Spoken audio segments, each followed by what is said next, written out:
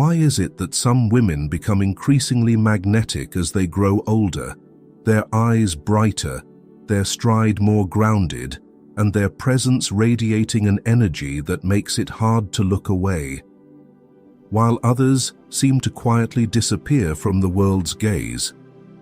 True feminine magnetism is not built from makeup, youth, or delicate features.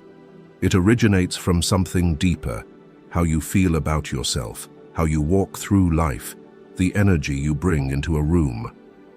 A woman becomes irresistible not by trying to please others, but by returning to herself, her essence, inner awareness, and core values. This isn't a guide on how to be loved, nor a list of tips to be more attractive in someone else's eyes. This is an invitation to come home to yourself, to explore 7 habits that awaken an inner allure, profound, independent, and inimitable. Stay until the end of the video and don't miss habits 6 and 7, the keys to inner transformation. But first, let me ask you, are you ready to stop seeking attention and start becoming the one others are drawn to? Habit 1. Look into the mirror and accept every flaw. Confidence is not a loud voice, a flirtatious laugh, or a bid for attention. It is quiet dignity, a felt presence even before a woman speaks. Carl Jung described this as the mark of inner maturity, not a mask, but the result of integrating all parts of oneself: light and shadow, strength and vulnerability. It's an invisible crown. No one sees it, but everyone knows it's there. Jung once said, "What you resist persists." When you try to hide your insecurities, they only grow. But when you face them, accept them, and walk alongside them, that's when true confidence begins.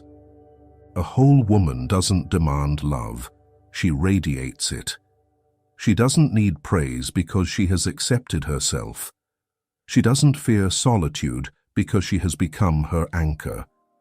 This strength isn't aggressive. It is as calm and deep as a still lake. When she walks into a room, the energy shifts not because of her clothes, but because she understands herself. Jung said that what we do not make conscious becomes what we project onto others. A woman who has walked the journey of self-discovery no longer needs those projections. She embraces her flaws,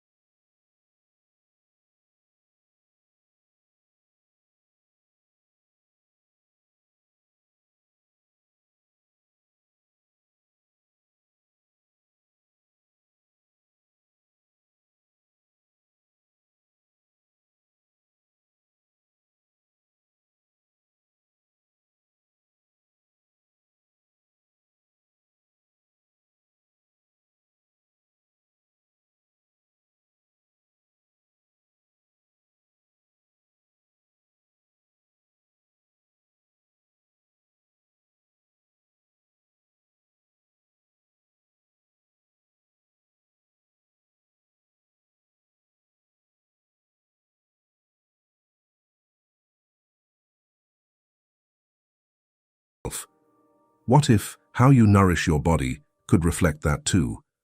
What if something simple from nature could support that inner message of self-worth? Confidence is not armor, nor is it cold indifference. It's a warm inner calm that says, "I don't need approval to know I matter."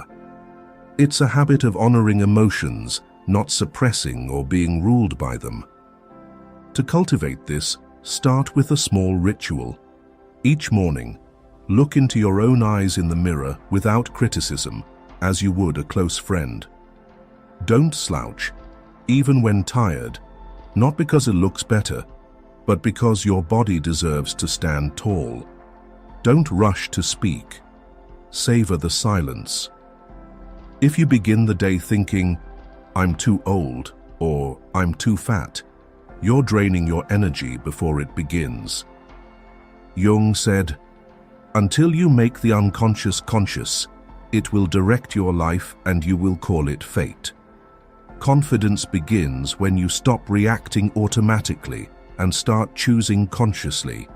How you speak, how you walk, how you see, and how you hold silence.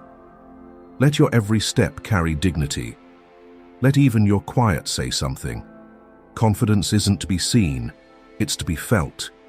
You don't need to believe it instantly, but keep going. Confidence doesn't arrive overnight. It grows in moments when you stop punishing yourself. Jung stressed, "We cannot become whole if we only choose to love the pretty parts of ourselves." A confident woman is someone who has sat in silence with herself, with failure, wounds, shame, and scars, and didn't look away.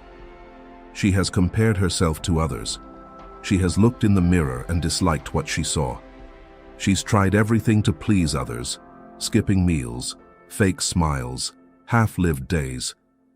But one day, she got tired of pretending to be someone else. And from that moment, confidence began to take root. You don't need to hide your pain to be loved. You just need to own it, without shame, without avoidance. A small act, but it says everything. True confidence shows up in the smallest moments.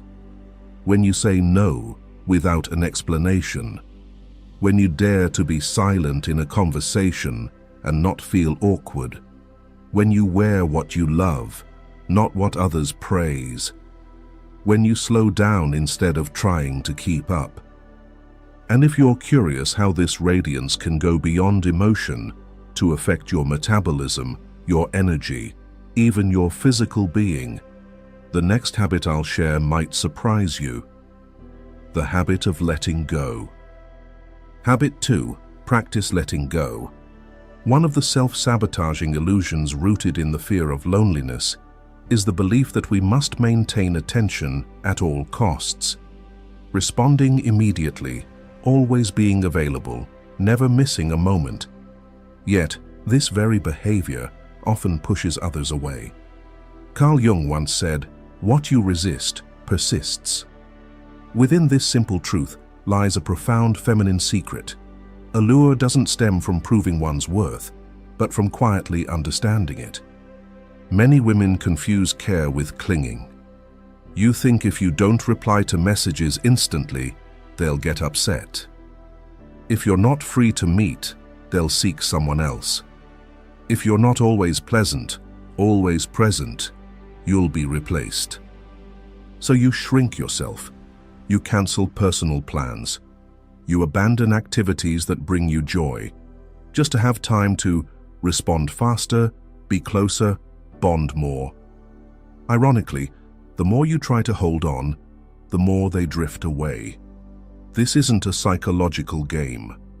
When you prioritize yourself, you emit an invisible message. I have my own life. I value you, but I also value my own time.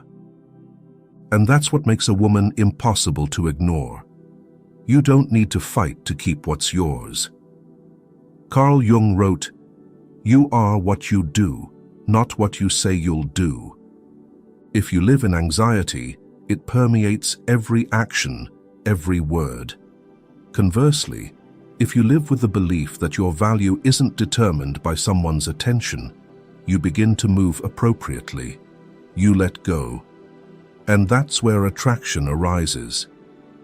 A woman who doesn't chase attention carries a mystery that others want to explore. She doesn't say, "Pay attention to me," but declares, "I'm here."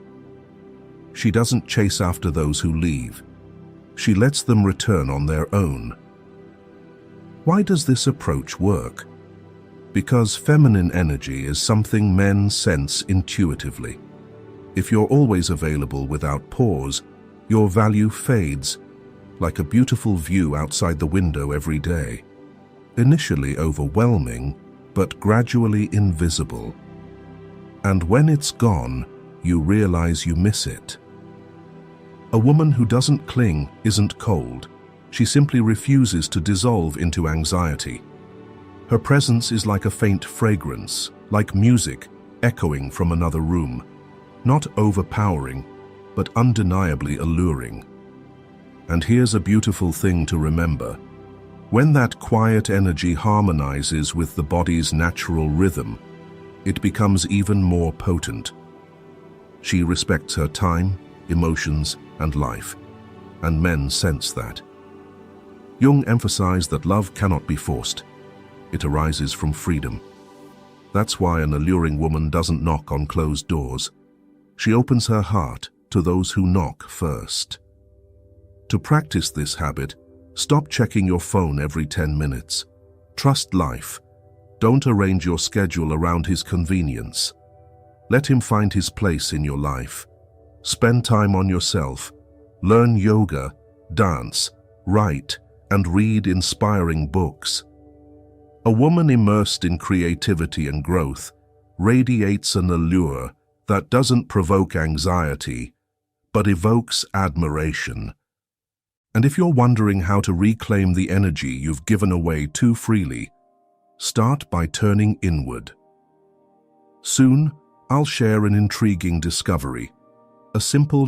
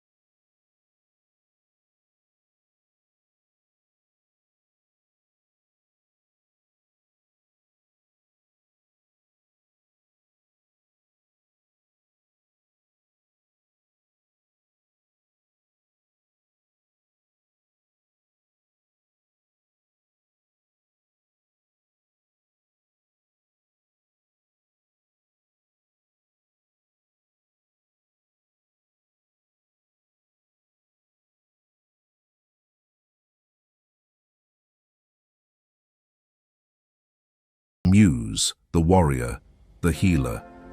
When you find clothing that resonates with your inner symbols, you don't need ostentation.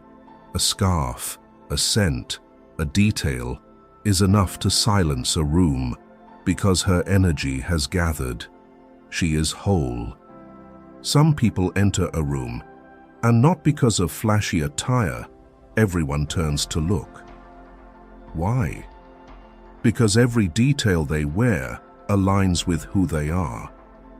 An old earth-toned wool scarf because she loves nature and dislikes ostentation.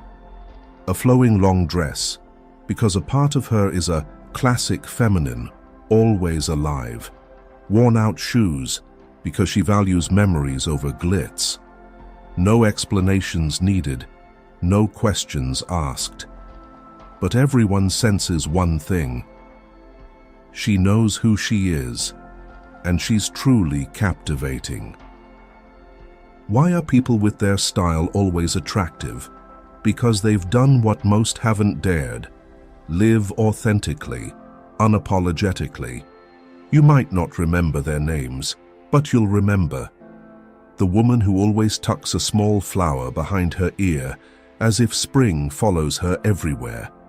The silver-haired woman wearing a linen coat and carrying a canvas bag printed with an old poem. The woman who always wears moon-shaped earrings, quietly reading amidst a noisy cafe. None of them tries to impress. They're living as a silent declaration, and that's what makes them unforgettable. Fashion is the shell. Style is the truth. Fashion changes with the seasons. Style stays for a lifetime.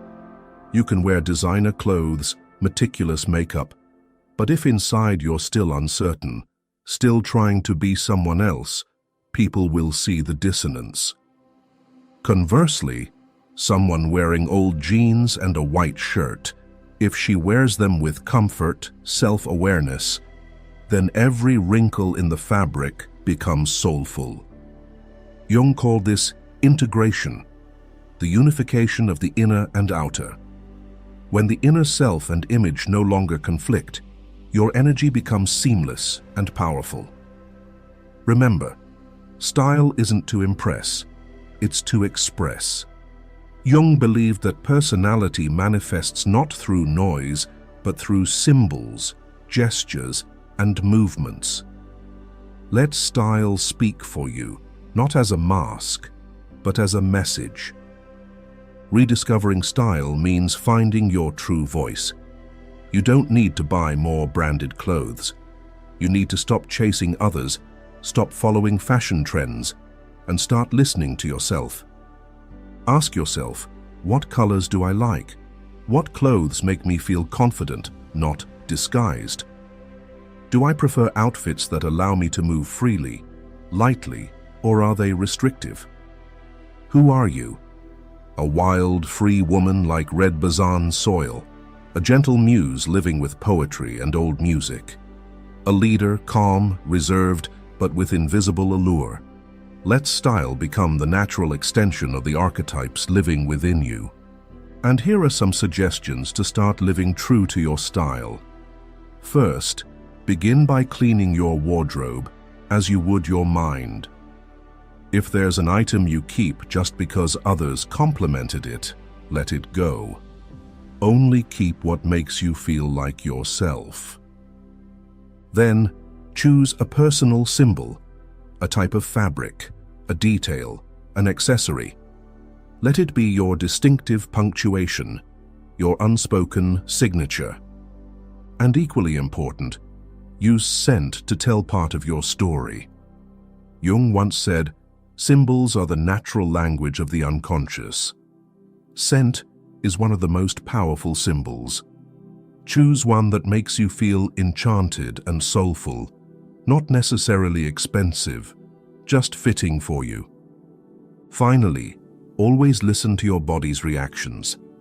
If an outfit makes you hunch, shrink, or walk faster, that's not your style. If an outfit makes you walk slower, lift your head, breathe deeper, you've found something truly yours. When you wear something that truly belongs to you, you've taken half a step into the journey of nurturing femininity. Because style isn't just an image, it's a doorway back to the softness, intuition, and depth that the modern world has made many women forget. The original feminine energy. Habit 4. Nurturing the feminine. We live in a world that praises sharpness, speed, logic, and efficiency so much that many women forget they were born with a miraculous gift, feminine energy. Jung wrote that within each person exists both anima, the feminine, and animus, the masculine. When a woman loses touch with her feminine side, she begins to wither. She becomes capable, independent, well-controlled, but hollow. She knows how to get things done, but no longer feels alive in her own body. Only when she stops playing the man and returns to her authentic essence does she become truly irresistible. If you've ever gone through experiences or relationships that made you lose or rediscover your primal femininity, Share it in the comments below. Your story might be a light for someone searching for their way back. Feminine energy isn't weakness or passivity. It's the ability to influence, not through pressure, but through presence. It's inner knowing. I don't need to fight for what's mine. What is meant for me will come. A woman awakened to her anima doesn't need to control everything, dominate conversations, or prove herself. She listens. She doesn't argue to win. Her silence protects peace. Her power isn't performance or tactics, but the deep wisdom that softness can bend steel. When feminine energy flows freely, not only do others feel it, but your body responds too. Jung believed one reason men fear true femininity is its mysterious depth and power. To awaken this energy, stop controlling, learn to trust. Stop filling every silence. Let stillness speak for you. Practice softness, walk alone, dance freely, bathe in warm water with lavender oil, read by candlelight. Each day, connect to your body, breathe deeply, move without purpose, and create sacred space. A candlelit corner, an afternoon without notifications. If there's a man by your side, don't hold all the control. Let him lead. Ask, "What do you think?" And then wait. This isn't weakness, it's an invitation. I won't chase, I'll give you space to show up. Feminine energy is like a river, sometimes gentle, sometimes fierce, but never broken. It moves and reshapes not by force, but by flow. Jung wrote that the path to wholeness is the journey back to oneself. Femininity is a regenerative force, not a personality trait. It helps you access your deepest empathy. It helps you see beauty in your simplicity. It helps you be present rather than reactive. You don't need to find your femininity. You just need to clear away what has covered it in dust. Femininity is a deep land. The further you go, the quieter and more radiant it becomes. It doesn't flaunt. It doesn't shout. You just need to remain in your soft, true essence. And from that, the energy you emit will shift everything around you. That's when your femininity needs a catalyst to express itself outwardly through the art of subtle, soulful communication. Not speaking to be heard, but speaking to touch another's spirit. Habit 5. Communicate subtly, soulfully. Carl Jung once said that how you speak matters more than what you say. A woman's magic with words doesn't lie in clever phrases, but in rhythm, pauses, and inner fullness. A conversation with her feels like jazz. Not every note matters, but the space between them. She knows when to be silent, when to smile without explaining, when to answer with a look, or leave a sentence hauntingly unfinished. The man beside her doesn't feel analyzed. He feels heard, and that's rare. That makes him want to stay. Jung wrote that a true encounter happens when one unconscious meets another. So it's not about what you say, it's about how you make others feel safe to open. A woman who masters this art listens without interrupting, gazes softly without pressure, and doesn't bare her entire soul at once. If asked, "What's your passion?" she won't list achievements, she'll smile. "That's a long story. I'll tell you another time." And just like that, she sparks more curiosity than 1,000 words ever could. A woman's voice is an instrument, not just an organ, but a medium of energy. Don't speak loudly to be heard. Don't justify to be understood. When a woman speaks from her depths, her words linger in the mind like an echo you want to hear again. Some women don't speak much, yet every word they say feels like a gentle knock on the door of your soul. No noise, no drama, no spotlight. But unforgettable. That power isn't in the words, it's in the quality of her presence. That is the art of soulful communication, the language Jung once described as the bridge between two subconscious minds. Carl Jung said, "The meeting of two personalities is like the contact of two chemical substances. If there is any reaction, both are transformed. If a conversation doesn't reach something deep, if it leaves no real vibration, then it's just noise. But when a woman of depth speaks, even her silence has meaning." Many believe that to be attractive, you must be smart, witty, quick-tongued, even sharp. But that only impresses. It doesn't connect. The truly magnetic woman doesn't speak to impress. She speaks to open space for others to be themselves. She doesn't steal the spotlight. She doesn't cut in. She doesn't tell stories to be admired. She tells them because they matter. That's the strength of soulful communication. It's not a technique, it's a way of being. Remember, saying more doesn't mean connecting more. Sometimes the most powerful understanding is expressed through timely silence. You don't need to grab attention. Your calm, sincerity, and effortless poise are what people can't turn away from. Here's how you can practice soulful communication every day. Before you speak, pause. Let your words come with intention, not reaction, and let them come from honesty, not the urge to please. When someone shares their story, listen for their feelings, not just the facts. Learn to ask questions that stir emotion. Instead of, "How's work?" ask, "What's something that made you smile recently?" And most importantly, respect silence. Don't fill every gap with chatter. Let quietness exist, because it too is a form of connection.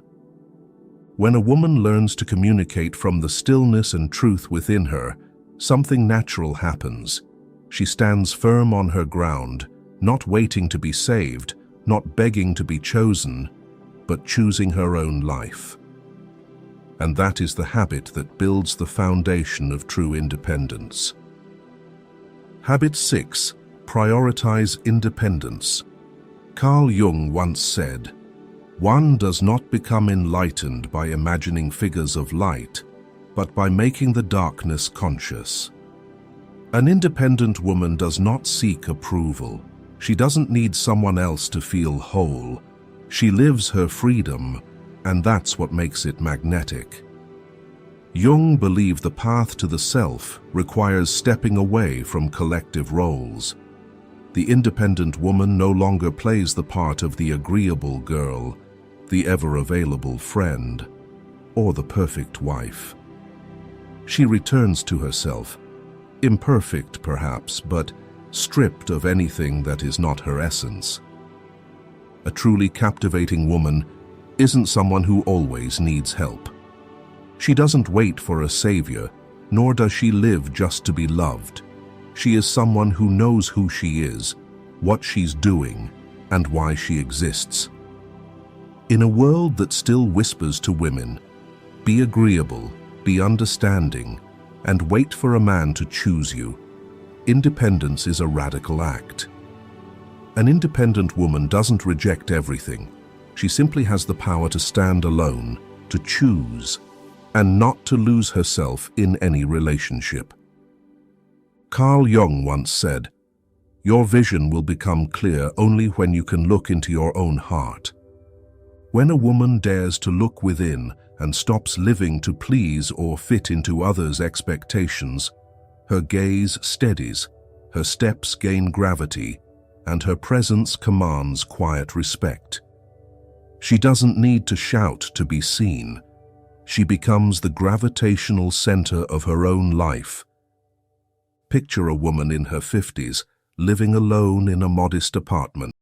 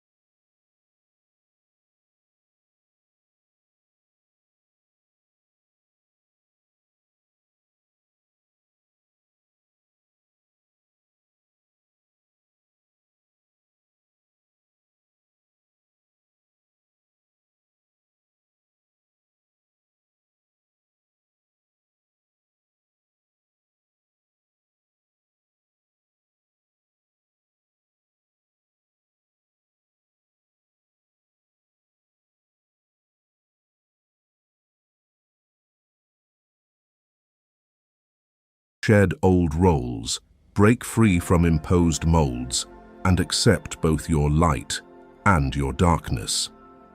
Independence is the ground you stand on for that journey. Imagine a familiar scenario. You're invited out, but you're tired and just want to stay home and read. A part of you wants to agree, to keep the peace. But the independent woman says, "Thanks for the invite, but tonight I need some time for myself." She feels no guilt. She's not afraid of being misunderstood because she knows her boundaries deserve respect, first and foremost, from herself. Independence is also when love is not your salvation. You don't look for a partner as your missing piece. You can love deeply, but you're also willing to walk away if love costs you your self-worth or your dreams. When you are independent, love is no longer a rescue, it is a free choice. Independence doesn't make you hard to approach. It makes you trustworthy because you don't demand, depend, or control. Those who come close do so freely because of resonance, not need. And the most beautiful part? When you live in deep independence, you never feel lonely in your presence. But to sustain that independence, a woman cannot rely on logic or discipline alone. She needs a quieter strength, mastery of her inner world.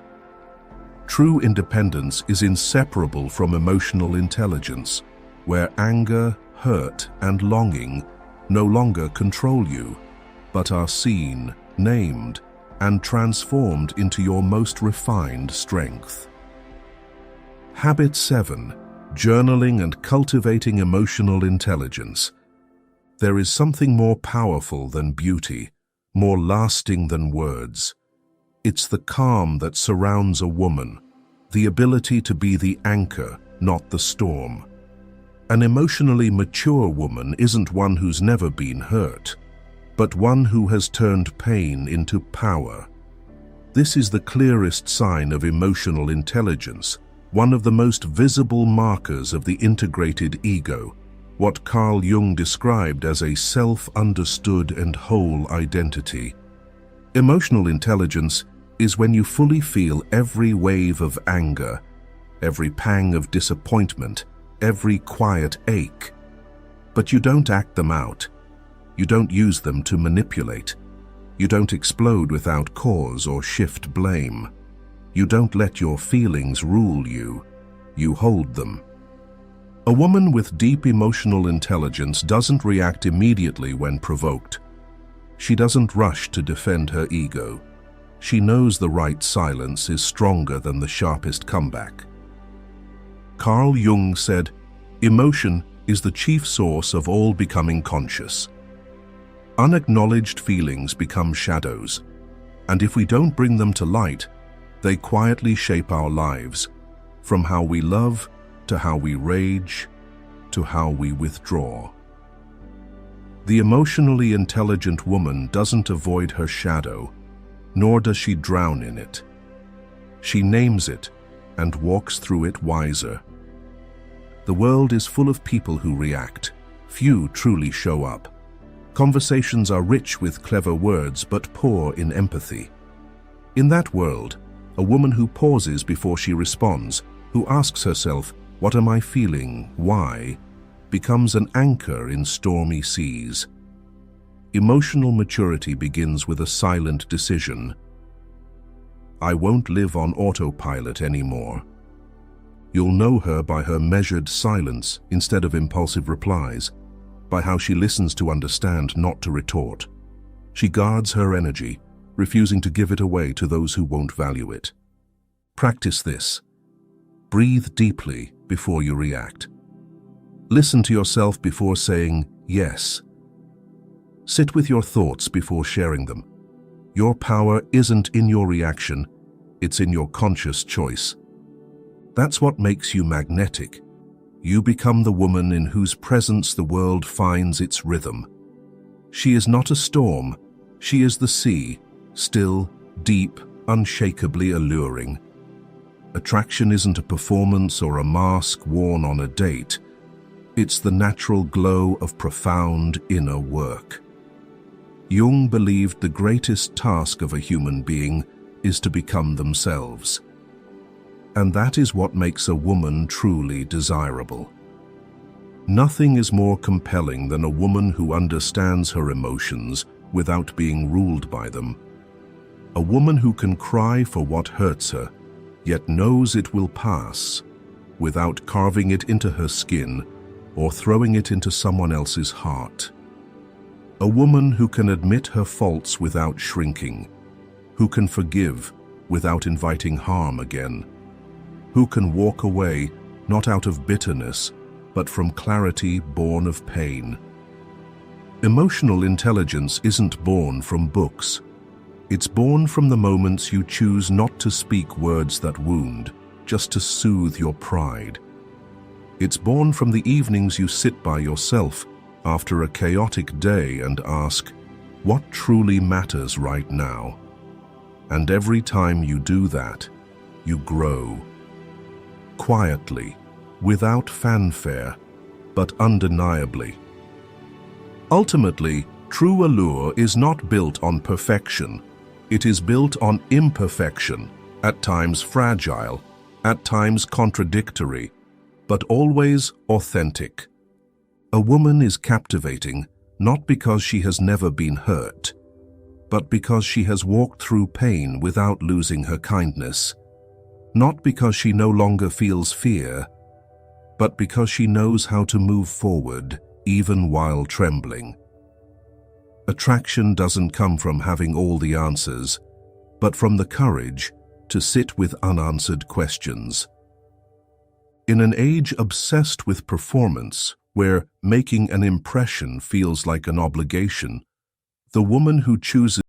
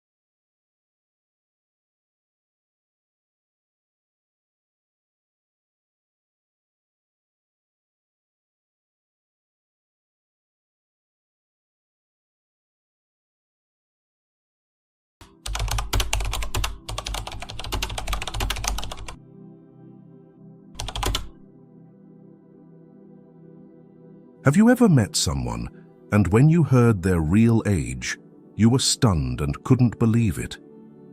Some faces seem to defy time. Some eyes still shine brightly even after half a lifetime has passed. Where does their secret lie? Not necessarily in expensive jars of cream, nor merely in gyms or strict diets. There is something deeper, something Carl Jung once emphasized. Our outward appearance is not just about the body, but a mirror reflecting the inner spirit.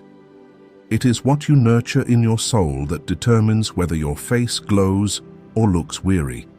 whether your eyes sparkle or appear clouded.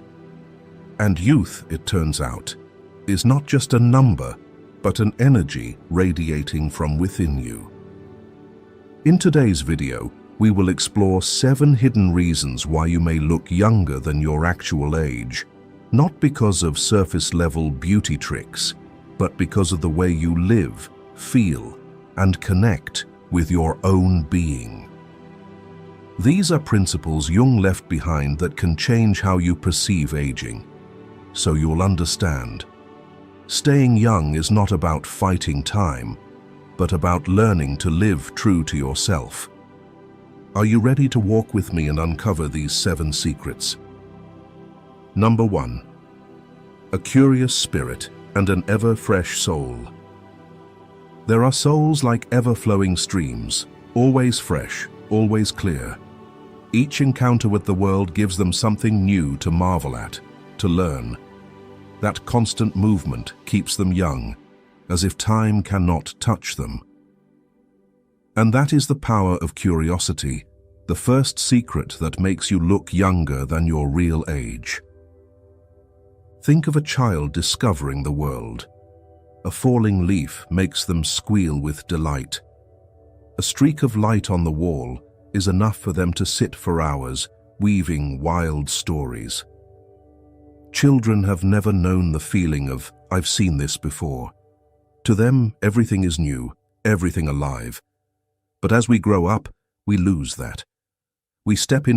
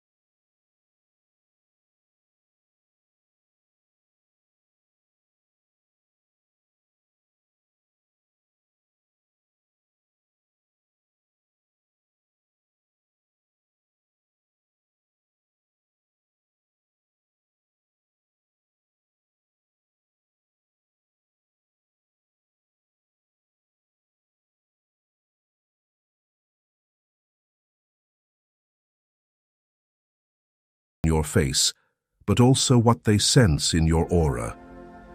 A curious soul radiates a youthful field of energy, as if whispering to the world, "I am still alive.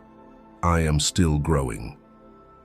People may not know your exact age, but they will feel the youthfulness in your smile, in your steps, in the way you look at life. Jung believed that in the collective unconscious, there are archetypes. One of the most powerful is the eternal child, the part within us that always longs to experience and to play. When that archetype awakens, it colors your entire life. So every smile, every word carries a childlike freshness that never fades. You may ask yourself, when was the last time you did something new, purely for joy, not for practicality? Maybe it was learning a dance, trying to paint, cooking a dish you've never known, or simply reading a book outside your usual taste. That act may be small, but the attitude is key. Each time you step out of the familiar to explore something new, You send a message to your soul. I am still young. And the soul responds, soothing tension, softening wrinkles, sparking light in your eyes. So, if someone has ever told you that you look younger than your age, the secret may lie in the way your eyes still brighten at something new, in the way your heart still stirs at an unexpected experience. As long as curiosity is alive, you hold one of the deepest reasons to stay youthful. Your soul refuses to grow old. And this is only the first reason. For there is another secret, even more profound. What happens when you no longer have to deny your cracks, your shadows? When you dare to embrace your darkness, youth reflects back in a strange way. Let us move on to the second part to uncover this paradox. Number 2. Harmony with the shadow, free from the weight of denial. There is a paradox few recognize. Many people look older than their actual age, not because of time itself, but because of the heavy burden of what they hide within. Think about it. Someone who constantly forces themselves to appear strong, to conceal their fears, to pretend to be happy while their heart is filled with pain. Can their face ever appear light? Every mask, every denial, is like an invisible stone hanging from their shoulders. Even when they smile, their eyes remain weighed down. Even when they put on meticulous makeup, fatigue leaks through. By contrast, those who dare to live authentically, who face their own darkness, often surprise us. They appear peaceful, light, and therefore much younger. Carl Jung once said, "One does not become enlightened by imagining figures of light, but by making the darkness conscious. Darkness does not vanish when we deny it. It only finds other outlets to seep through. Someone who suppresses anger will inevitably let it leak out in their eyes or words. Someone who denies their vulnerability will constantly live in tension, afraid of being found out. All of this wears down energy, aging the body rapidly. I remember an old friend who always wanted to be the perfect woman, always smiling, always agreeable, always ready to help. But whenever we were alone, she would sigh, as though removing a heavy suit of armor. Beneath that constant smile was a fear of criticism, of abandonment. She admitted that when she looked in the mirror at night, she sometimes saw herself as much older than her years. Not because of time, but because every day she was living too many roles. Only when she slowly learned to admit she had the right to be tired, the right to be angry, the right to refuse, did her face soften. Once the burden of pretending was lifted, youth naturally returned. We often believe that hiding our weaknesses makes us more beautiful. In truth, denial is what withers us fastest. The body is like a mirror reflecting the soul. If you are tense inside from hiding, your body reacts with fatigue, dull skin, and a forced smile. Conversely, when you fully accept yourself, no longer straining to prove anything, your energy lightens, and your outward appearance brightens and grows youthful in turn. Western literature offers an image, the portrait of Dorian Gray. Outwardly, the young man remained forever youthful, while the portrait in his room grew old, twisted, bearing the weight of hidden desires and sins. In everyday life, however, we often experience the opposite. Our real faces become the portrait, revealing our shadow.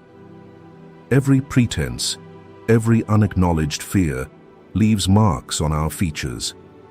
Only when we harmonize with our shadow, no longer burdened by denial, can the portrait of real life remain youthful again. This does not mean exposing everything for the world to see. Harmonizing with the shadow is simply being honest with yourself. When you are sad, allow yourself to admit sadness. When you are angry, look into the anger without judgment. When you are vulnerable, know that it too is part of being human. In doing so, you remove the pressure of having to be perfect. And that relief is a secret to youth that no cosmetic can give. You may wonder, how can something seemingly invisible like accepting the shadow change our appearance? The answer lies in the mind-body connection. Prolonged tension throws hormones out of balance, dulls the skin, disrupts sleep. But when you are at peace, energy is restored, and the body naturally produces chemicals that keep you healthier, younger. Most important,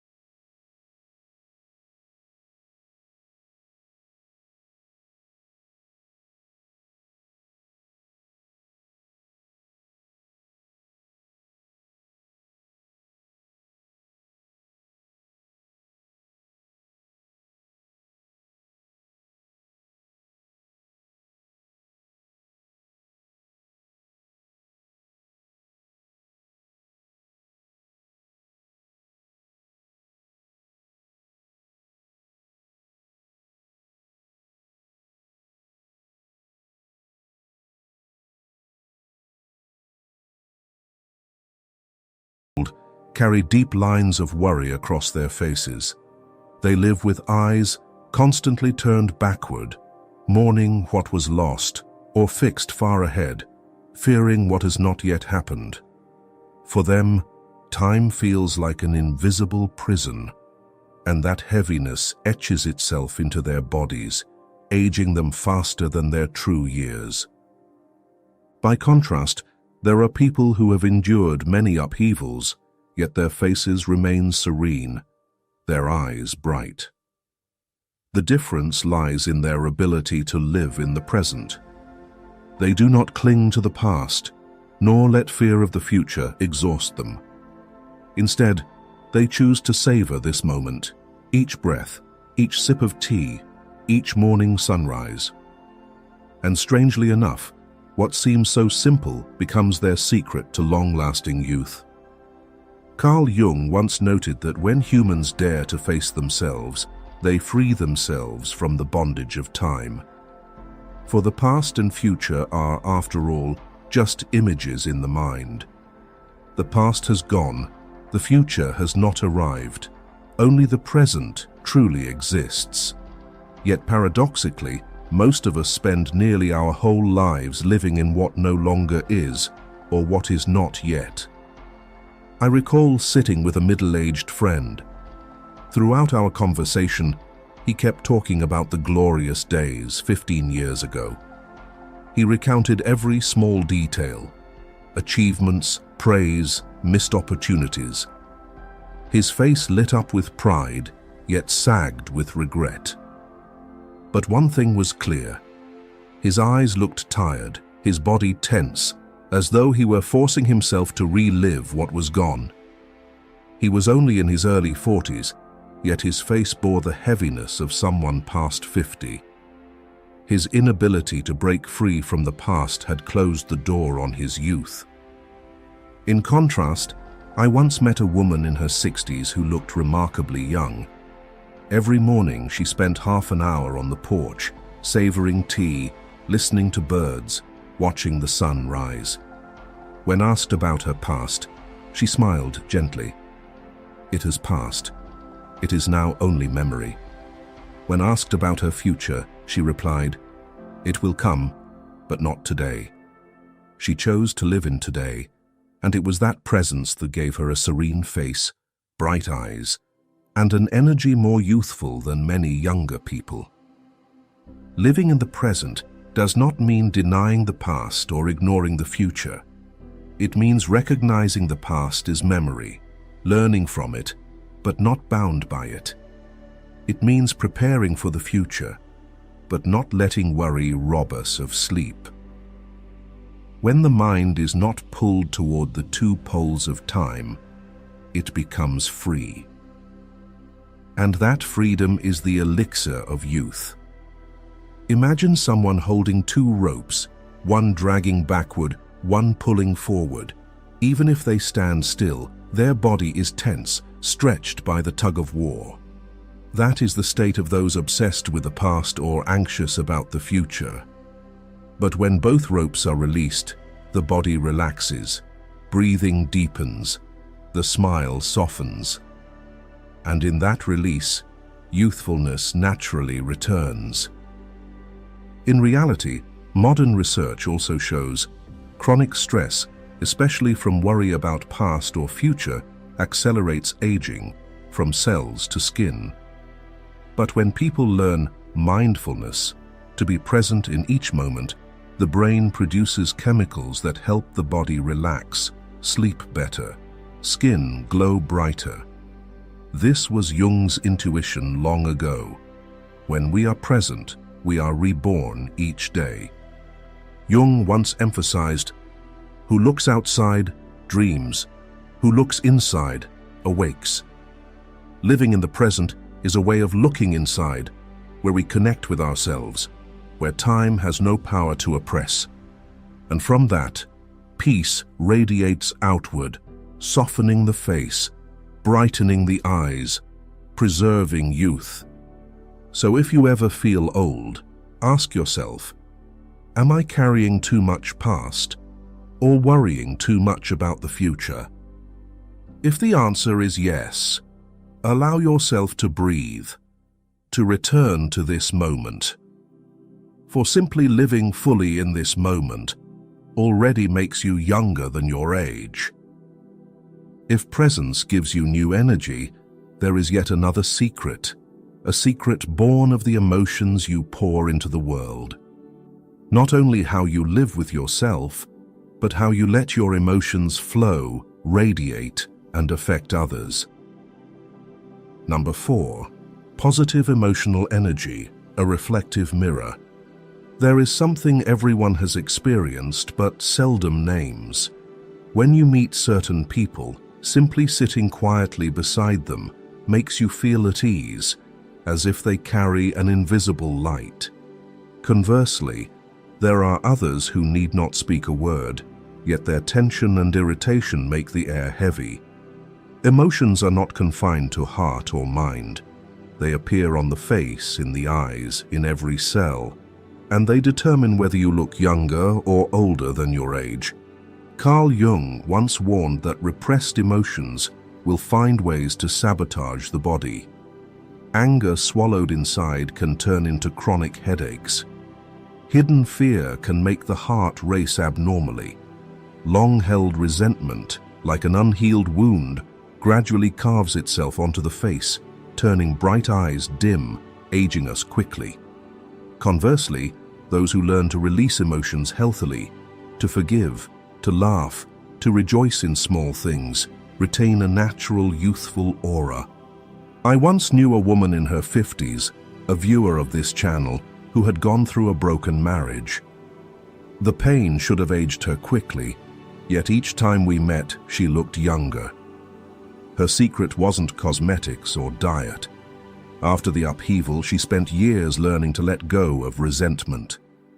At first it was hard. Whenever she recalled the past, anger rose in her heart.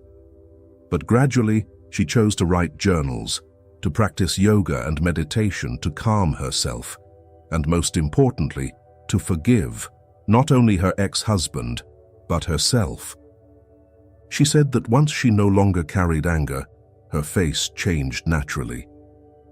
Looking back at old photos, she saw herself then as aged, while now she looked lighter, fresher, Indeed, her eyes were bright and kind, her smile gentle.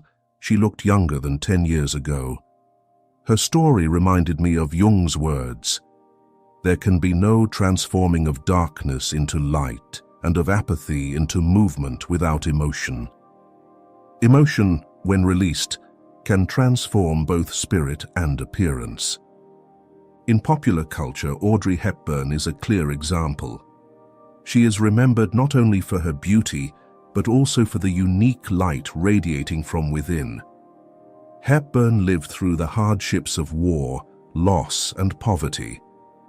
But instead of letting pain turn her bitter, she chose to radiate love. After fame, she devoted many years as UNICEF Goodwill Ambassador, helping poor children around the world. Even in her 60s, her face glowed, her eyes shone, her smile was gentle. Many who met her late in life were amazed. She never tried to look younger, yet her positive emotional energy, compassion, and gentleness made her seem timeless. This shows that youth lies not only in smooth skin or slim shape, but in the emotions you cultivate each day. Those who dwell in resentment, comparison, jealousy will see their faces turn into harsh mirrors. But those who know forgiveness, love, joy in a blooming flower or a child's smile, keep their faces soft, their eyes bright, their aura fresh. Picture a garden. If each day you pour poison into it, resentment, envy, bitterness, it will wither, soil dry, flowers refuse to bloom. But if you nurture it with gratitude, kindness, small joys, the garden flourishes. Flowers bloom year-round. The human body is that garden, and emotions are what you water it with daily. A garden of positive emotions makes you youthful, radiant, blooming from within. Modern science confirms this.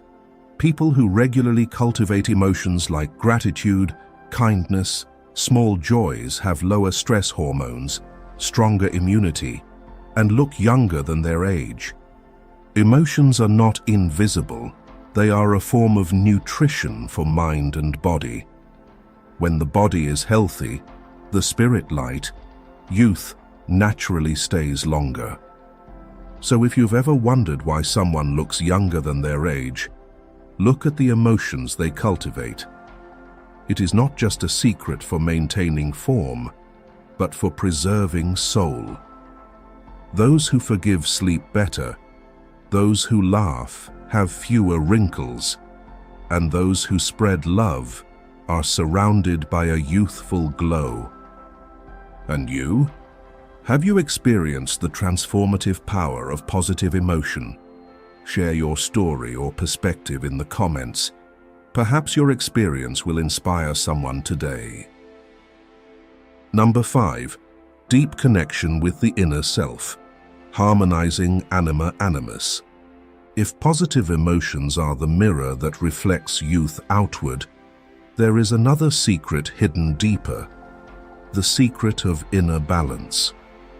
It is the harmony between opposing energies within you that creates a lasting radiance, a light that time finds hard to erase. Carl Jung pointed out that within every person exist two archetypes, anima, the feminine within men, and animus, the masculine within women. They are not biological genders, but soul energies. Anima is tied to intuition, gentleness, and receptivity. Animus is tied to logic, decisiveness, and action.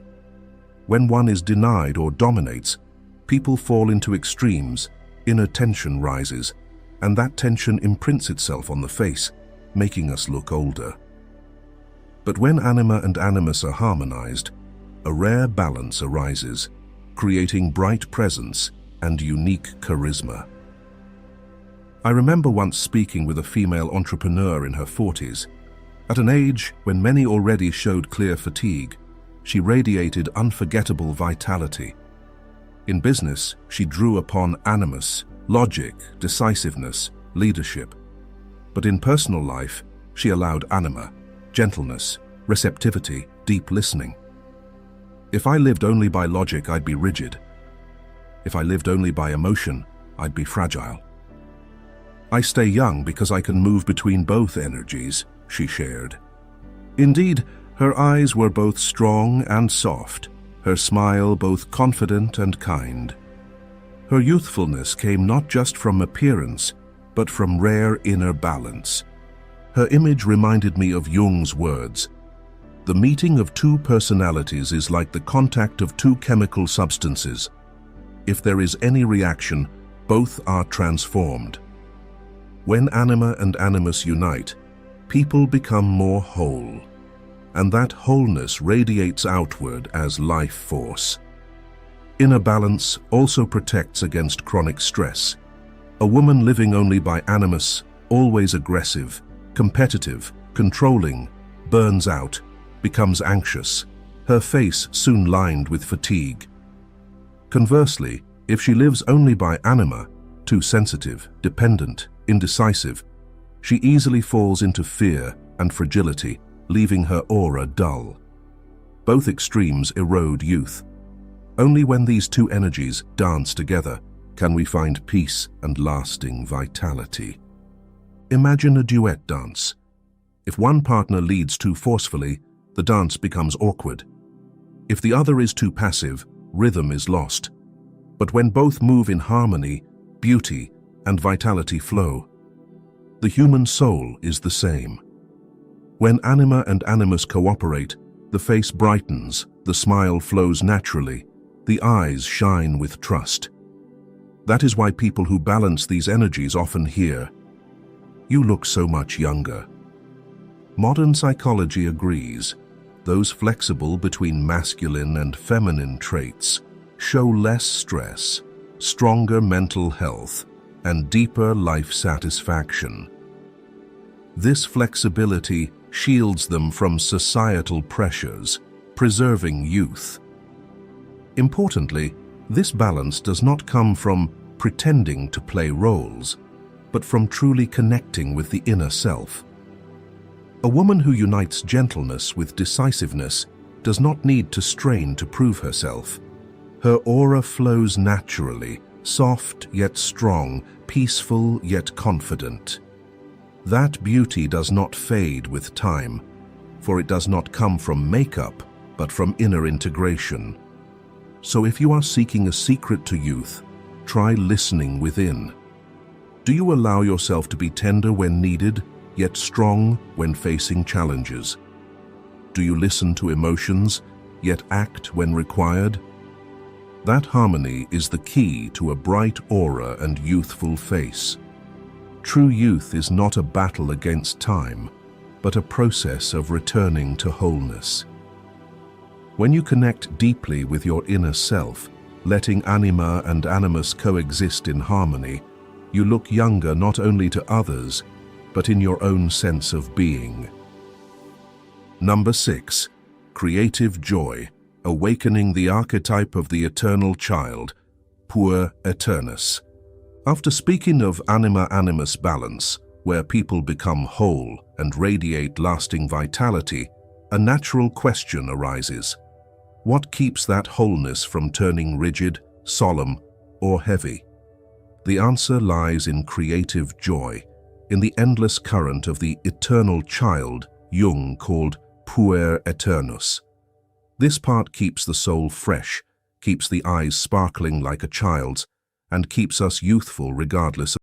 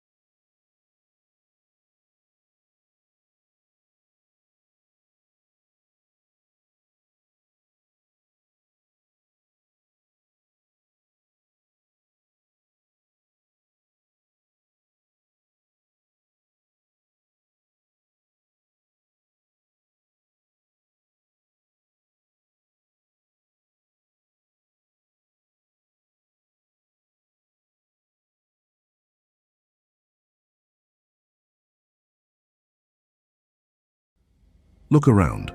Some enter middle age but drown daily in work, duties, comparison.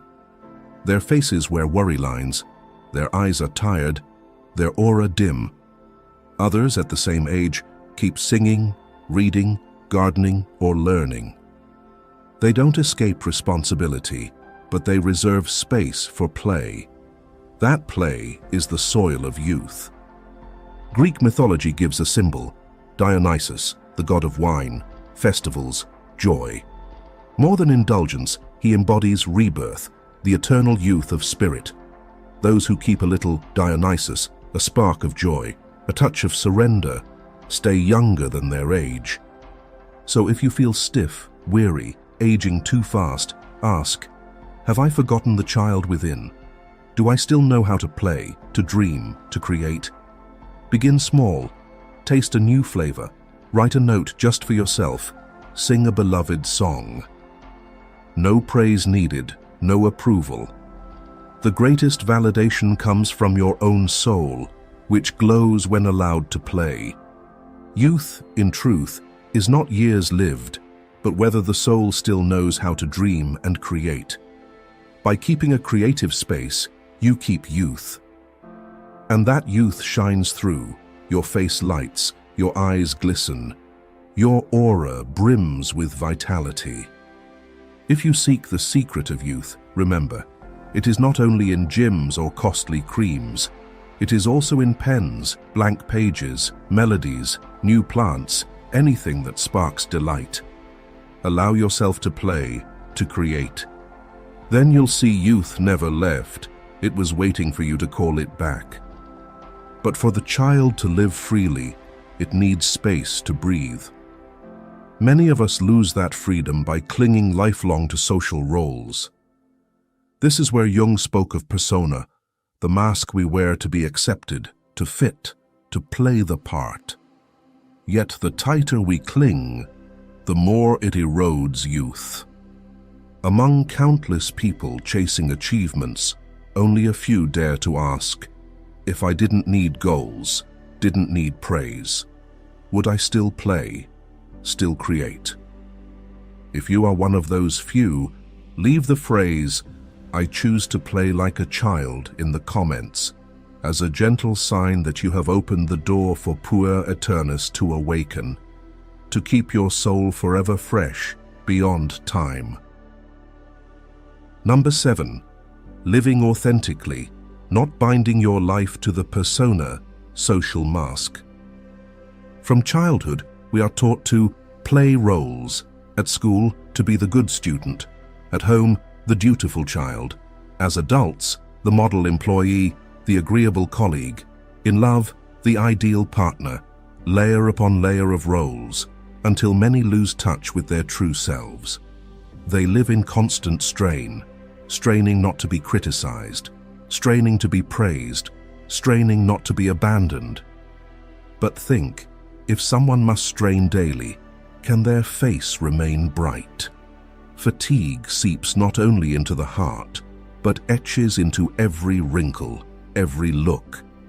By contrast, some dare to drop the mask. They no longer chase everyone's approval. They know when to say yes and when to say no. They don't try to prove they are talented, beautiful, or perfect.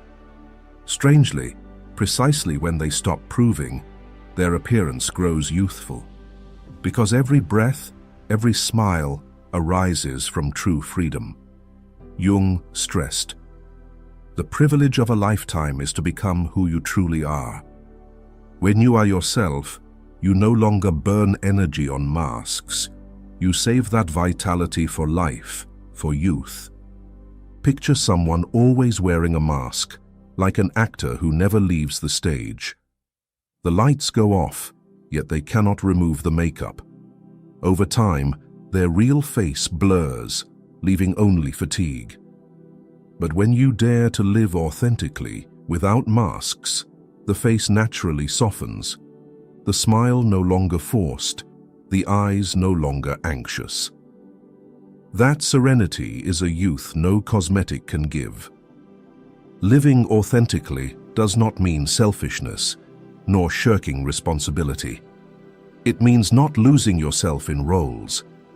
You can still fulfill duties as child, friend, colleague, but without letting them swallow your essence. You know who you are before any label. When the soul has room to breathe, the body remains youthful. Science shows those constantly straining to meet social expectations are more prone to chronic stress, insomnia, and early aging. Conversely, those who live authentically, express emotions, choose suitable environments, have better hormone balance, glowing skin, deeper sleep, all of which keep them youthful. I once heard a man describe his wife, now in her 60s. She never tries to look younger, but I find her young because she never strains to please anyone. She lives true to herself, and that truth makes her beautiful. His words reminded me, youth doesn't come from chasing it, but from serenity in being yourself. So if you want to keep youth, ask, today, who am I living for? Am I wearing a mask just for praise, just to avoid blame? If yes, be brave enough to remove it, at least when alone. For in those authentic moments, you give your soul freedom. And that freedom is the secret to youth. Aging is unavoidable, but growing old is not inevitable. Oldness comes when the soul erodes under the burden of roles, under the fear of rejection. Youth comes when we dare to be ourselves, bright enough, dark enough, whole. When you no longer live in persona, you truly live in essence. And that essence, free, authentic, makes you look younger than any mask. So staying young is not a fight against.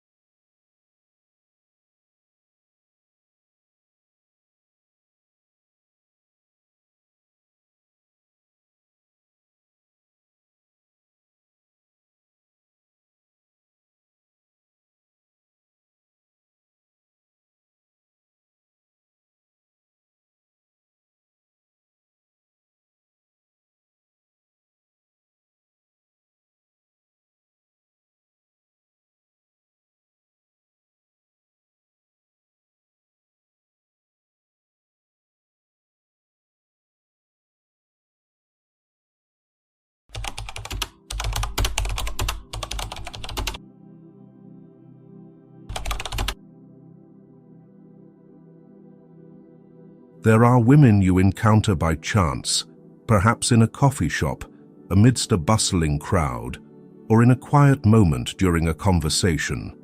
No elaborate makeup, no ostentation, yet they possess a serene allure. Their presence makes it clear. They know who they are. They don't strain to appear strong. They have walked through something profoundly real, deeply within themselves. These women are not simply born fortunate.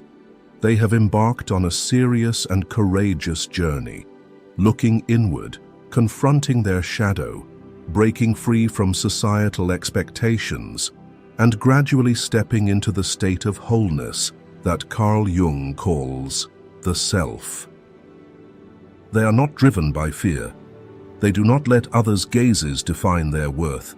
They understand each person carries an untouched darkness, and only by daring to step into it can one truly mature.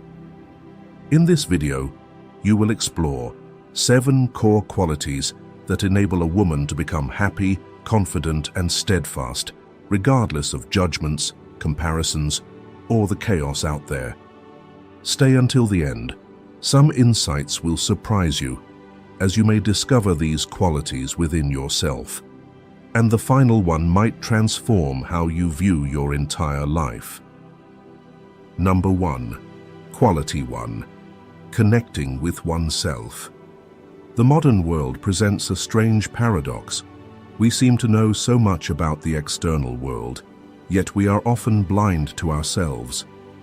A woman may know which jobs are hot, which trends are rising, or who's popular on social media. But she may struggle to answer a simple question. Who am I, truly, when no one else is around? Carl Jung believed that each person comes into this life carrying a seed of their authentic self, the self. But instead of living true to that seed, we are taught to become someone, a good girl, a good wife, a successful woman. And each role gradually obscures the true self within. We lose connection with ourselves not through a loud catastrophe,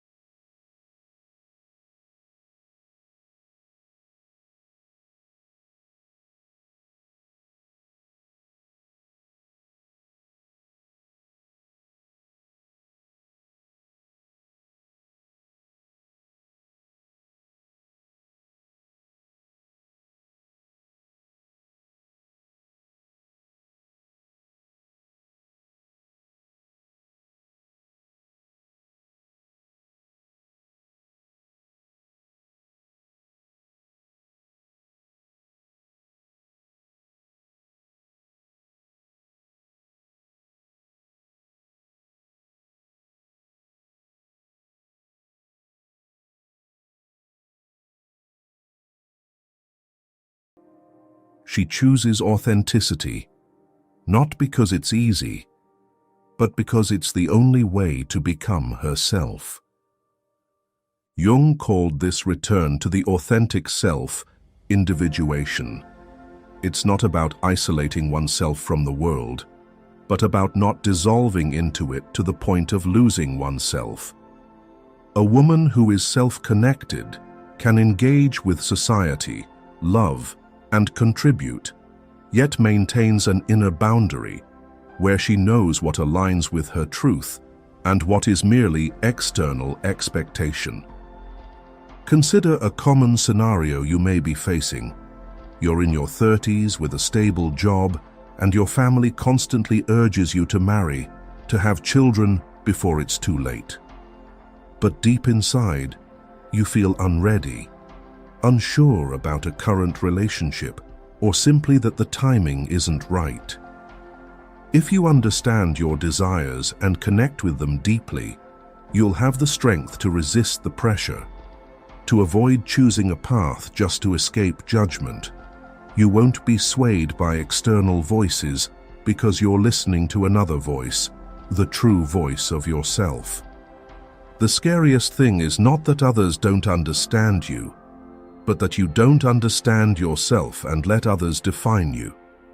Without self-connection, a woman can easily be swept away, lose her way, chase unfamiliar standards, and forfeit her inner peace. Self-connection is not a state achieved once and for all. It's a living process, like a red thread you must hold on to daily.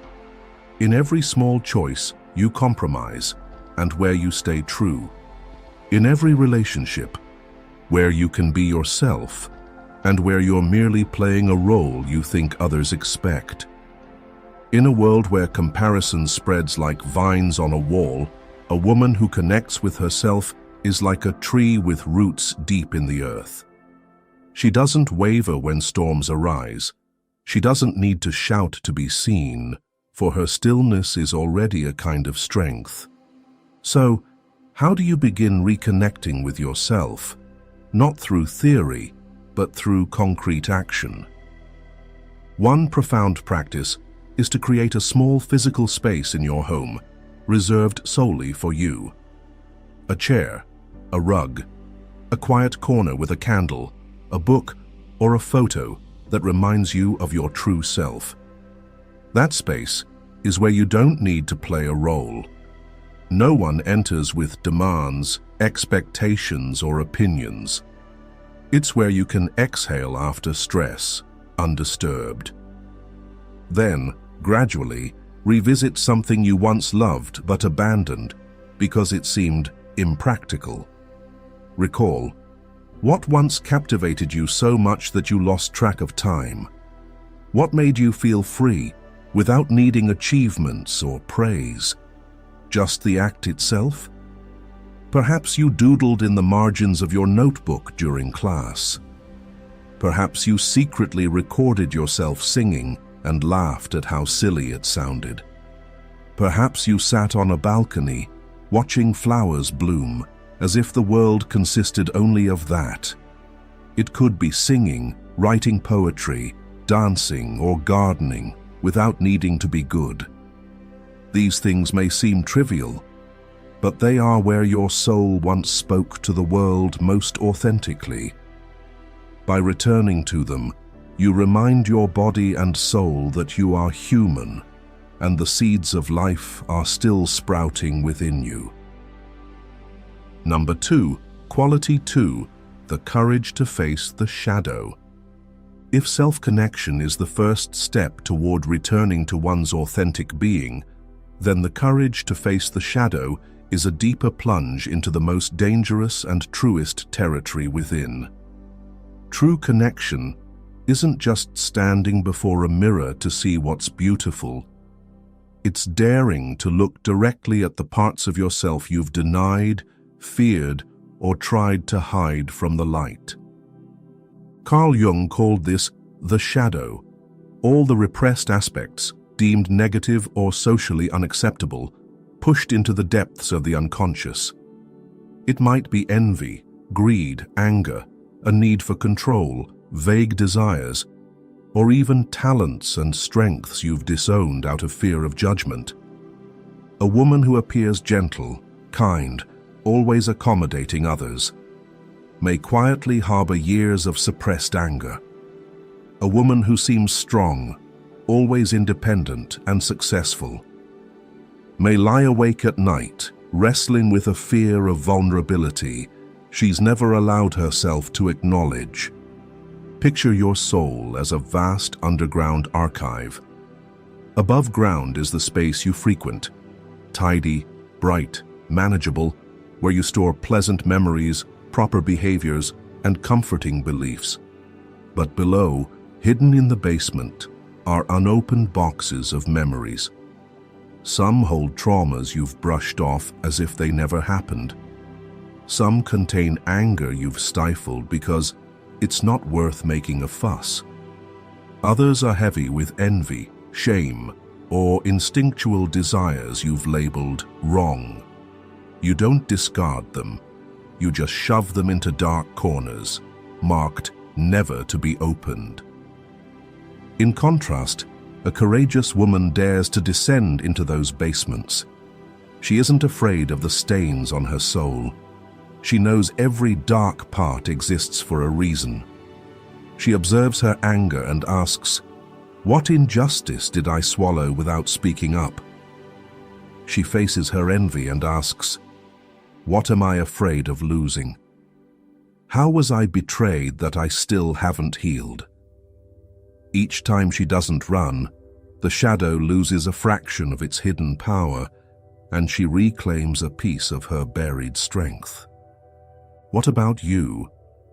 Have you ever noticed a memory box in the basement of your soul? If so, write down one small thing you've denied, not to prove anything, but to start an honest dialogue with yourself. Sometimes a single act of sharing can unlock a door you've kept shut for too long. In reality, many women spend their lives trying to be good, only to feel exhausted, angry, or even depressed. That's the shadow, suppressed in the unconscious, seeking a way out. Ironically, the harder someone tries to maintain an image,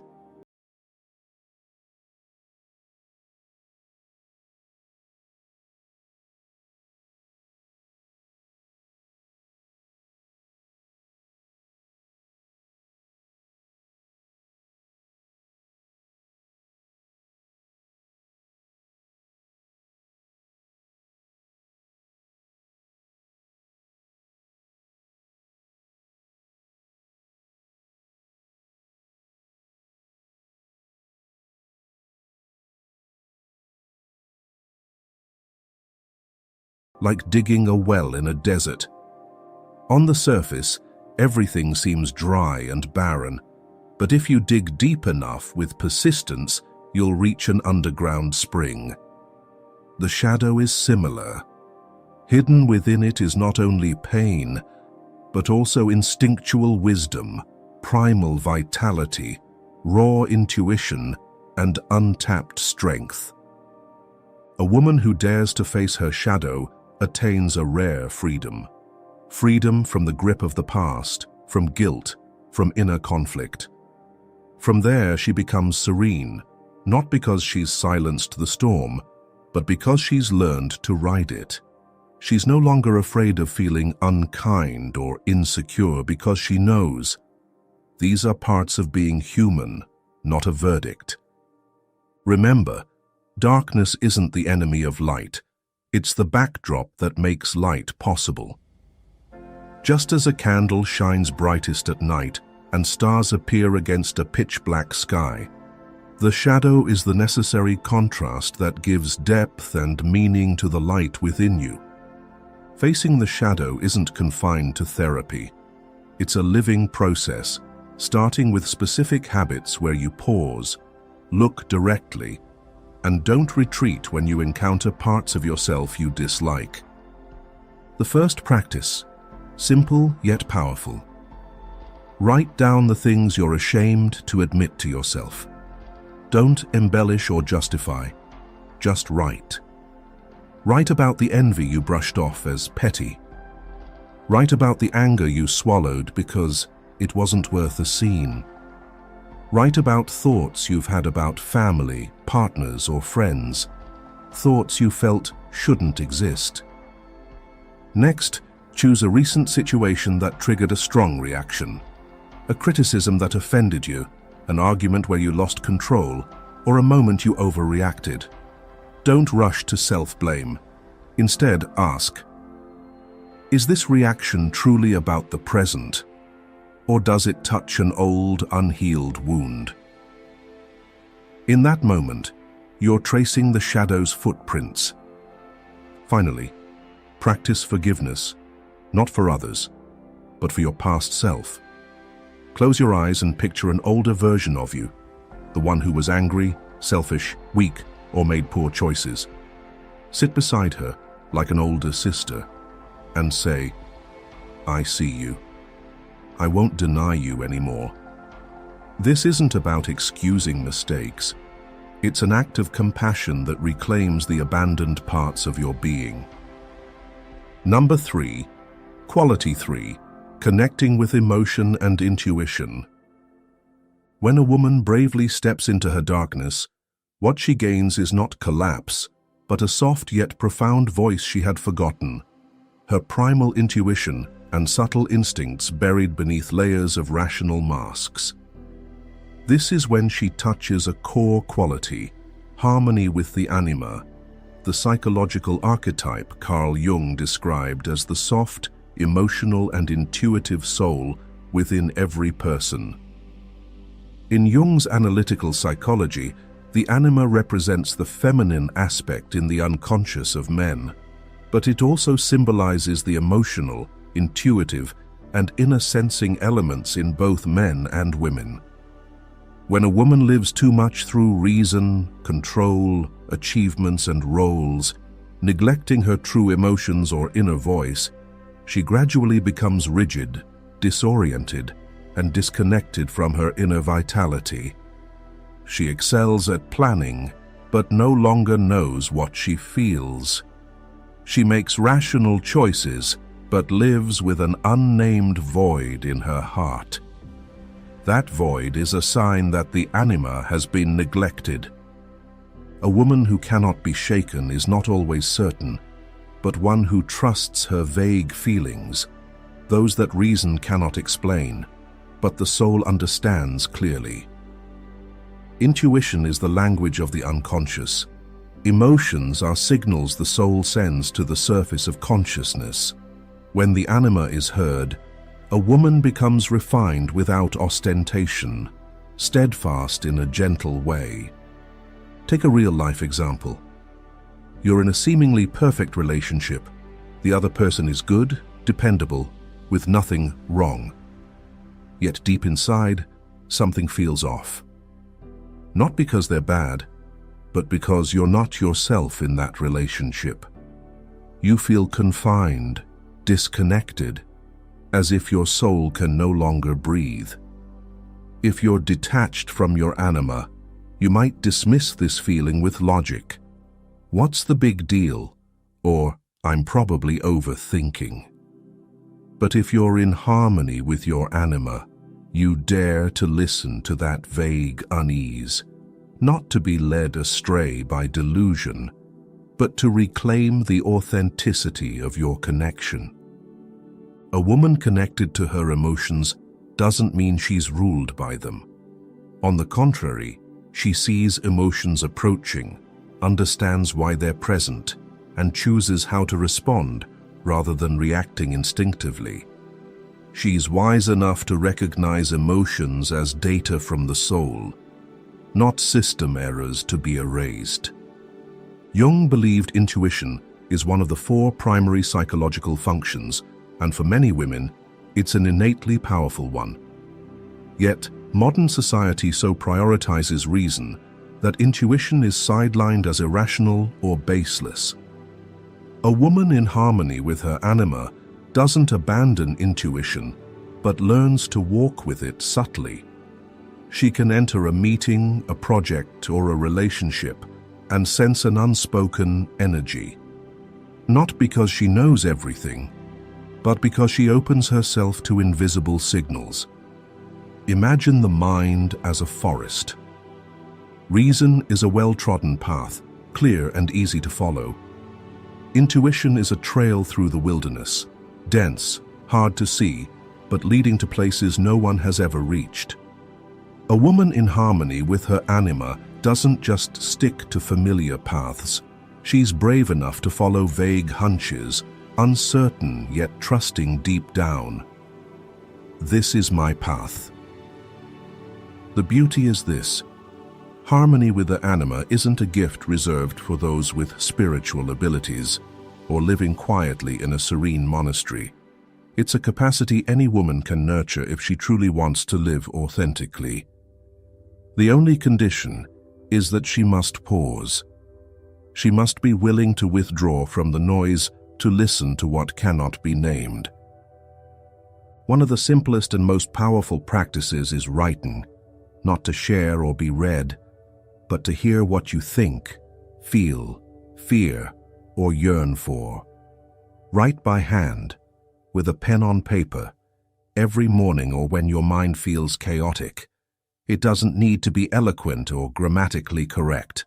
Let the words flow like an uncontrolled stream, for they are not just words, they're the stream of your intuition being unlocked. Another quiet but profound practice is spending time with images, symbols, music, and intentional daydreaming. Jung called this active imagination, where you allow images to arise from the unconscious and engage with them as if speaking to a part of your soul. Close your eyes and picture a space, observing who or what appears. Don't control, don't judge. Just watch, converse, and ask questions.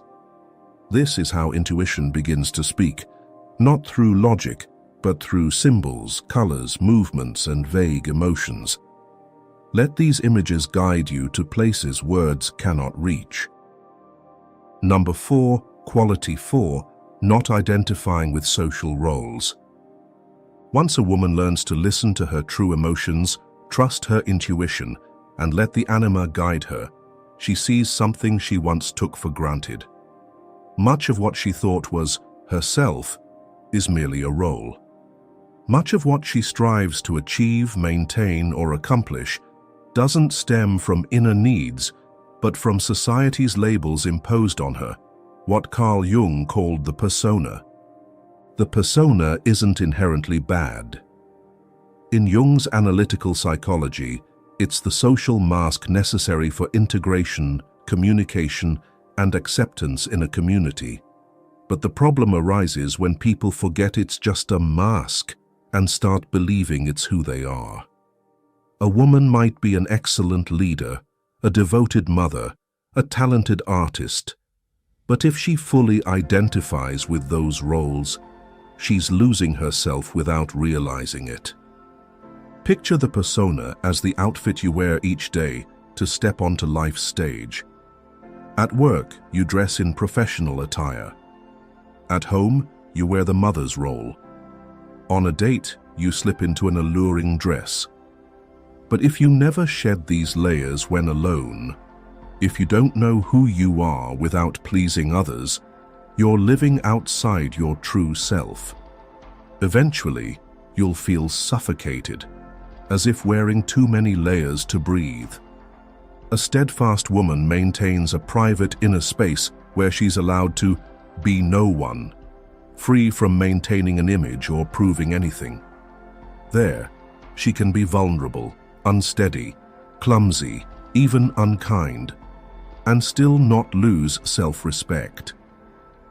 She knows her worth doesn't come from playing roles perfectly, but from living authentically.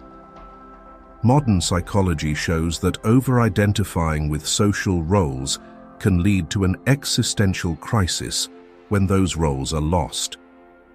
A woman who lived for her career may fall into depression upon retirement.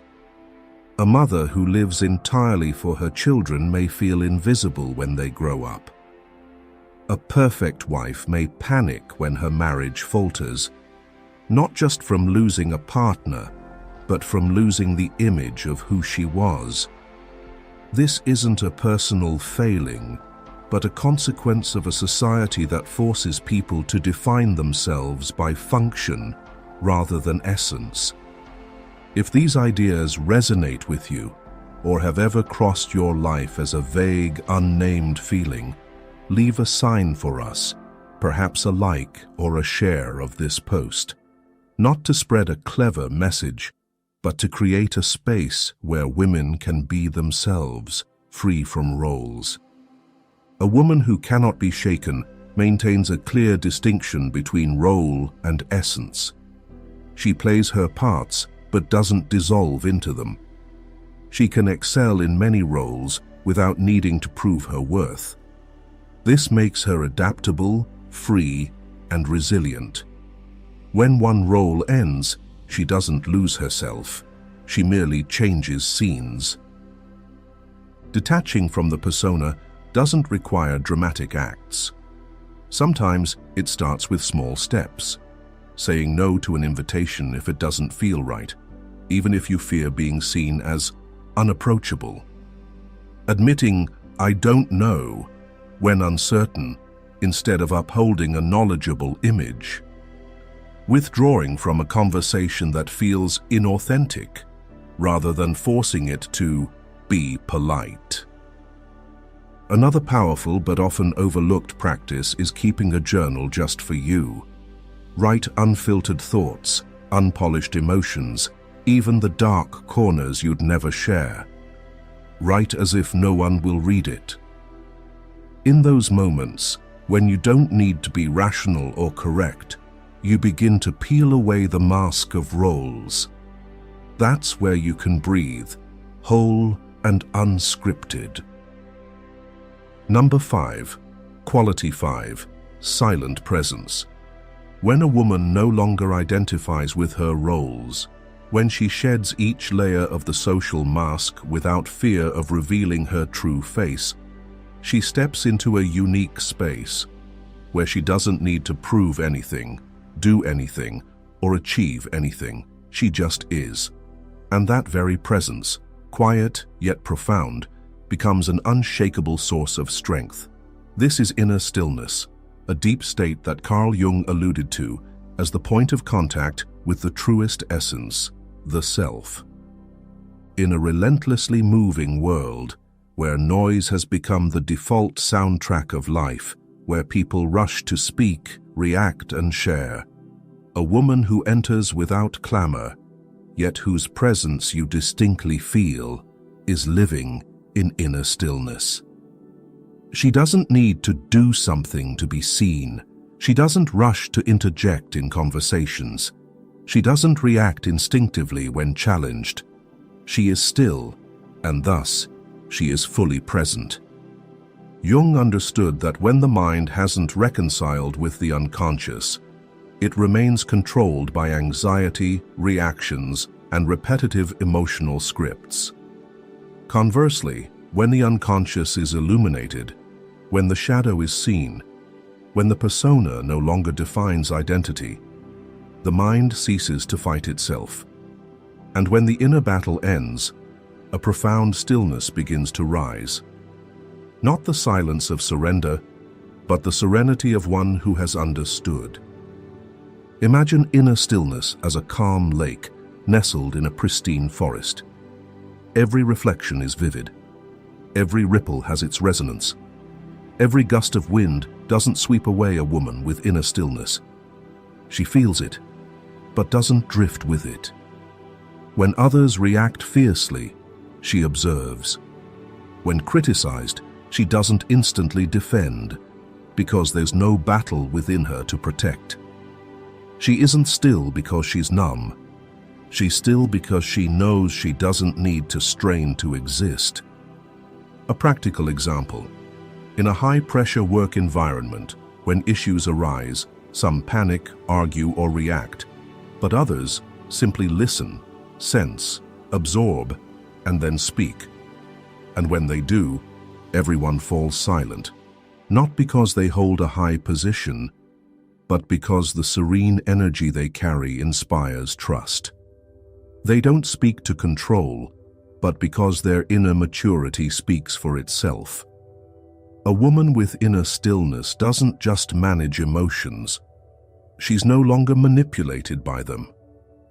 Practicing inner stillness doesn't require meditating for 2 hours daily or living like a Zen monk. Sometimes, it begins with turning off your phone for 10 minutes and simply breathing deeply, or writing down what you feel without judgment, or walking without music, listening to the sound of leaves falling. These are small but consistent acts that create an inner white space where the mind truly rests, emotions breathe, and the self is present without being pulled to the past or fearing the future. This is a spiritual sanctuary where a woman needs no shield because there's nothing to conceal. Another equally valuable practice is to choose a daily task and do it fully. For example, brew a cup of tea without checking your phone. Fold clothes without letting your mind wander to other tasks. When showering, feel the warmth of the water on your skin. These small acts remind your body that presence doesn't need a grand reason. You just need to pause long enough to feel. Have you tried these practices? Do they resonate with you? Share your thoughts and feedback. We're always listening to your reflections. They are a vibrant source of inspiration for this journey to continue. Carl Jung once said that inner stillness is the prerequisite for hearing the soul's voice. In stillness, intuition begins to speak. Emotions start to align. What seemed complex becomes simple, not because problems vanish, but because you're no longer clinging to them with fear. And with inner stillness, you become an anchor for yourself and others. Your children seek you not just for advice, but for the safety you embody. Your partner listens not just because you're right, but because you carry steadfastness. Those around you feel they can let go in your presence, not because you seek control, but because you are truly present. Such a woman is not easily provoked, challenged, or swayed, not because she lacks emotions, but because she has a mountain within her. No matter how strong the winds, she stands firm, for her presence is her loudest voice. Number 6. Quality. 6. Continuous transformation. The moment a woman touches inner stillness, setbacks no longer shatter her as they once did. They become raw material for recreating herself. Losses are no longer endings, but new doorways. Wounds are no longer cuts, but pathways to deeper layers of her being. This is the state of continuous transformation, where a woman doesn't avoid suffering, but uses it as a catalyst for spiritual growth. Carl Jung deeply studied ancient alchemy, not as a mystical chemistry, but as a metaphor for the soul's development. He believed that, just as alchemists sought to turn base metals into gold, a courageous person can transform pain, darkness, and chaos into awareness, wisdom, and awakening. A steadfast woman lives in this alchemical process without ceasing. In reality, no one escapes upheaval. Everyone will lose something: a loved one, a relationship, a job, an identity, a belief. The difference lies in how they respond. Some collapse, trying to glue things back as they were, denying they've changed. Others freeze their emotions, build walls, and carry on with the desolate inner landscape. Then there are those, fewer but stronger, who choose to stay with the pain, walk through it, and touch something deeper. A woman with the quality of transformation is such a person. She doesn't rush past stages, she doesn't deny pain, but she believes every pain arrives to guide, not to punish. Picture this process as a volcano within. Each wound is an eruption, seemingly destructive, yet it forms new, fertile ground on the soul's surface. As long as you don't bury it with denial or freeze it with control, that lava, once cooled, becomes a place to sow new life. A woman once wrote to us after a deeply painful divorce. She had shut down, living in guilt and viewing the collapse as proof of her failure. But instead of running, she began asking, "What part of myself did I neglect?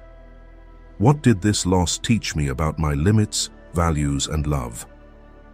Those seemingly simple questions became catalysts for transformation. She was no longer the person she was, not living for illusions or fear of abandonment. Now, she lives consciously, no longer ruled by wounds from the shadows. Jung believed that true transformation must pass through the dark layer, chaos, dissolution, and disorientation.